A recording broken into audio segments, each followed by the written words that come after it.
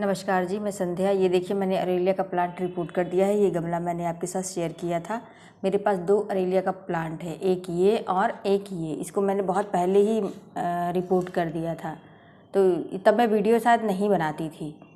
तो ये मैंने रिपोर्ट कर दिया। ये जाड़े भर मैंने इसको इंडोर में ही रखा। हालांकि अच्छा इंडोर प्लांट है, चाहे तो आप इसको बाहर भी रख सकते हैं, लेकिन गर्मी की धूप में ये सारी पत्तियाँ इसकी येलो होके नीचे गिर जाती है। तो जाड़े में मैं इसको इंडोर में ही रखा था मैंने, और खूब अच्छा चला। लेकिन मौसम जैसे चेंज हुआ है तो इसकी पत्तियाँ जो है, पुरानी पत्तियाँ जो है ये झड़ गई हैं, और नई नई जो पत्तियाँ हैं ये देखिए ये आनी स्टार्ट हो गई है। और यहाँ से मैंने प्रून कर दिया इसको। तो इसको प्रून करके मैंने ये देखिए इसकी कटिंग लगा रखी है। अब ये कटिंग अच्छे से चल पड़ेगी तो फिर मैं आप लोगों के साथ शेयर करूँगी। तो आइए इसके केयर के बारे में हम थोड़ा सा जान लें। तो ये अरेलिया प्लांट मतलब इसको एक बेस्ट इंडोर प्लांट भी कह सकते हैं, और जाड़े के दिनों में हम इसको बाहर भी रख सकते हैं, जैसे बरामदे वगैरह में, जैसे पार्शियल शेड में भी आप रख सकते हैं।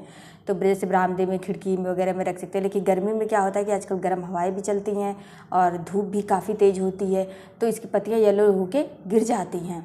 तो इसलिए मैं यही कहूँगी कि आप लोग इसको पूरी तरह से शेड एरिया में रख दीजिए, जहाँ पे ब्राइट सनलाइट आए। और इस वाले अरेलिया प्लांट को तो हम सीड से भी ग्रो कर सकते हैं और कटिंग से भी लगा सकते हैं, और इसको भी हम कटिंग से लगा सकते हैं। जैसा कि मैंने आपको दिखाया कि कटिंग से मैंने इसको ग्रो किया है। अब उसमें अच्छे से ग्रो कर जाएगा, रूट वगैरह आ जाएंगी, तो फिर मैं आप लोगों के साथ उसकी अपडेट शेयर करूँगी, या उसका रूट कितना डेवलप हुआ है वो मैं आप लोगों के साथ शेयर करूँगी। तो फिलहाल चलिए इसकी बारे में आगे बात कर लेते हैं। तो मिट्टी कैसे इसकी बनाएंगे। तो मिट्टी में एक भाग अपनी गार्डन सॉइल ले लीजिए। गार्डन सॉइल मतलब वही आपके आसपास के एरिया की जो मिट्टी है वो। और अगर मिट्टी चिकनी है तो उसमें आप थोड़ा सैंड मिला लीजिए, बालू या फिर जो बालू, वही नदी की रेत जो होती है वो मिला लीजिए। और थोड़ा सा आप कोई भी कंपोस्ट मिला लीजिए। वैसे तो मैं यही कहूँगी गोबर की खाद इसे मिला लीजिए, क्योंकि फोलिएज प्लांट जितने होते हैं उनको नाइट्रोजन की ज़्यादा ज़रूरत होती है, वो नाइट्रोजन ज़्यादा पसंद करते हैं। तो नाइट्रोजन हमारा गोबर की खाद में मिलता है। तो ज़्यादातर मैं तो यही कहूँगी कि आप गोबर की खाद ही डालिए। नहीं मिलता है तो वर्मी कंपोस्ट और किचन वेस्ट कंपोस्ट भी आप डाल सकते हैं, और तीनों मिल जाए तब तो बहुत अच्छी बात है। तो तीनों को मिलाकर आप लगा दीजिए। और फर्टिलाइज़र की इसकी बात करते हैं तो इसको 15 दिन पे या 20 दिन पे, ये मैं नहीं कहूँगी कि ये फर्टिलाइज़र मतलब ज़्यादा इसको चाहिए या ज़्यादा केयर चाहिए। बहुत ईजी टू ग्रो प्लांट है ये, ज़्यादा इसको फर्टिलाइज़र नहीं चाहिए। तो 1 महीने पे या 1.5 महीने पे आप इसको गोबर खाद दे दीजिए। जाड़े में तो गोबर की खाद दे दीजिए सूखा। और गर्मियों में यही कहूँगी कि लिक्विड जो आप बनाते हैं, लिक्विड कंपोस्ट, वो जैसे और प्लांट में देते हैं वैसे इसको दे दीजिए।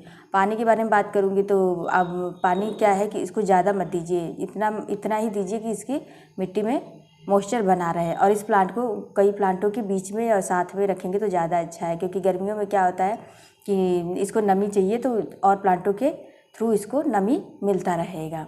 तो इसको मैं यही कहूँगी कि प्लांटों के बीच में आप रखिए। जैसे कि देखिए इसके किनारे मैंने पीछे पीछे कितने प्लांट रखे हुए हैं।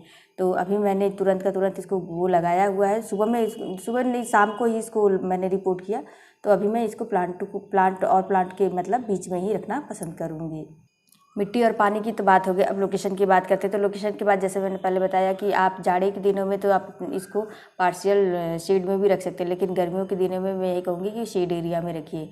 जैसे खिड़की पे रख सकते हैं अपने, और बरामदे में रख सकते हैं, इसे बेडरूम में भी रख सकते हैं, लिविंग रूम में रख सकते हैं, बाथरूम के पास रख सकते हैं, जहाँ अच्छी सनलाइट आए वहाँ पे आप रख सकते हैं इसको। तो लोकेशन की तो चलिए बात हो गई। अब आगे धूप की बात भी मैंने आपको बता ही दिया है कि जैसे इसको गर्मी के दिन में तो पूरी मतलब शेड एरिया में रख सकते हैं, या गर्मी के दिन में शेड एरिया में सकते हैं, और जाड़े के दिन में आप पार्शियल शेड एरिया में इसको रख सकते हैं। नहीं तो ये अपनी पत्तियां पीली होकर ये गिराने लग जाएगा, अगर धूप में आप डायरेक्ट सनलाइट में रख देंगे। तो फर्टिलाइज़र की भी बात हो गई और प्रोपोगेशन की भी बात हो गई। तो अब इसके पॉट की बात करते हैं। तो पॉट क्या है कि मैं तो ज़्यादातर यही कहूँगी कि आपको मिट्टी का अगर पॉट मिलता है तो सबसे बेस्ट है, क्योंकि उसमें क्या होता है छोटे छोटे छेद बने होते हैं, और वो उसमें एरिएशन ज़्यादा अच्छा होता है। वो किसी भी प्लांट के लिए ज़्यादा अच्छा होता है। लेकिन मैंने क्या है, ज़्यादातर आप देखेंगे कि मेरे जितने भी प्लांट हैं वो प्लास्टिक के पॉट में ही चलते रहते हैं। तो आप प्लास्टिक का पॉट भी मतलब यूज़ कर सकते हैं, या सीमेंट, अगर ज़मीन में रखना है तो सीमेंट पॉट का भी आप यूज़ कर सकते हैं।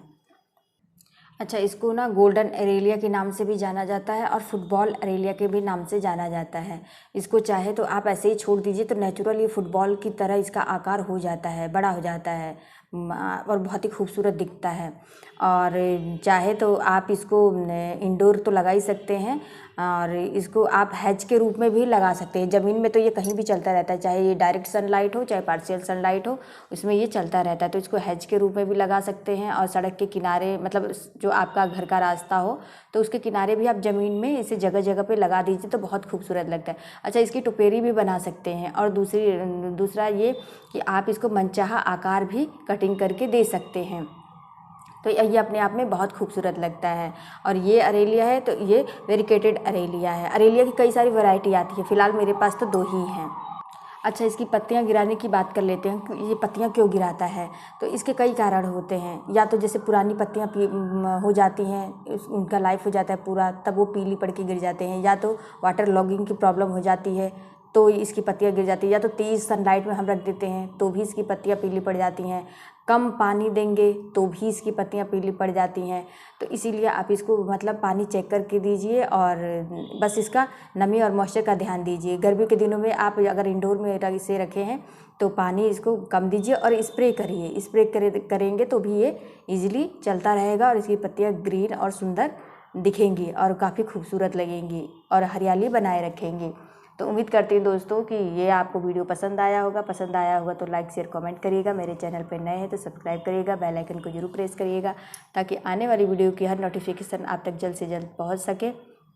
मिलते हैं किसी नए वीडियो में नए टॉपिक के साथ। अपने एनवायरनमेंट को क्लीन रखिए, ग्रीन बनाइए। Okay friends, bye.